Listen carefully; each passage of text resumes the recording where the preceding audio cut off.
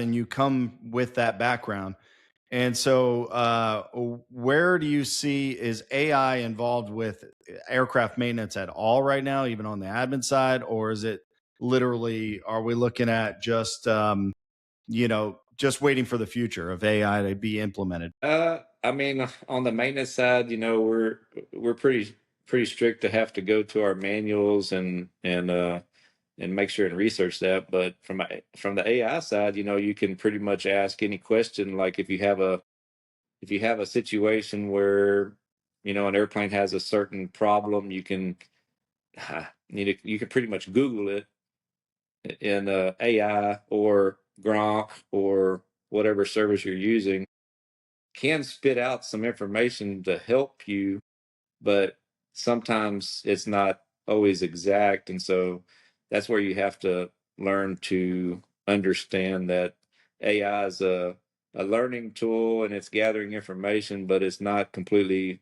100%. And we technically can't use it for sign-offs or anything, so we still have to go to the manual to do that. But it's beneficial in quick research or just a synopsis of something that you want to find out. But uh, it would eventually be nice one day if we could just say, hey, AI, can you go out here and do this tire change for us? And then a robot goes and jacks the airplane up and pulls the tire off and changes it. That'd be awesome. That would be great. But until that day happens, it'll be maybe 10 years from now. Yeah, yeah, it's definitely possible with the robots coming out eventually. I think within the next few years, but then obviously there's going to be a lot of a learning curve, and then there's going to be the regulations and safety matters that need to be put in place for that. But yeah, I think you're exactly right. AI in all different areas right now is a learning tool and a an automation tool. So between those two things, it really helps you speed things up and figure out problems faster. For So sure. that's great. I know you meant. Go ahead. No, no, you're right. It speeds things up. It's a cool tool to use.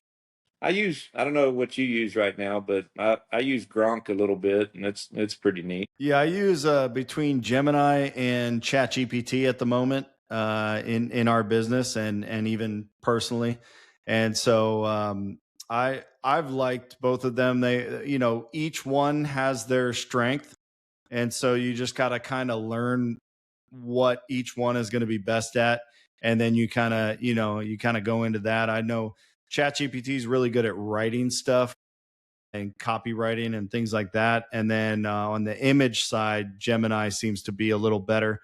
But then there's still always these things that AI can hallucinate and make up. And, like if I throw your logo into AI and I say, hey, put this logo in the thumbnail of the video, it's going to just create its own logo for you.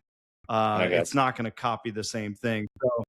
So it does, there's still that human element. There's still the manual things that you have to do for all of the steps of everything that we do. But yeah, it's that's what we're using these days. okay.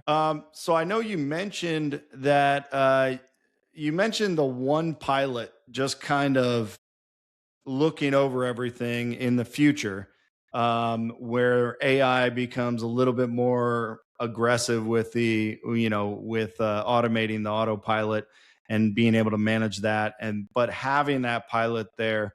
Uh, do you see a future at all? I know there's drones out there and everything. I mean, these drones aren't carrying people or anything like that, but do you see aircrafts carrying people with no pilot in the future? Oh yeah, for sure. There's a lot of that going on right now. So the personal transportation side of things without having a pilot's license and so forth, such as a big drone that carries 4 to 6 people, it's here.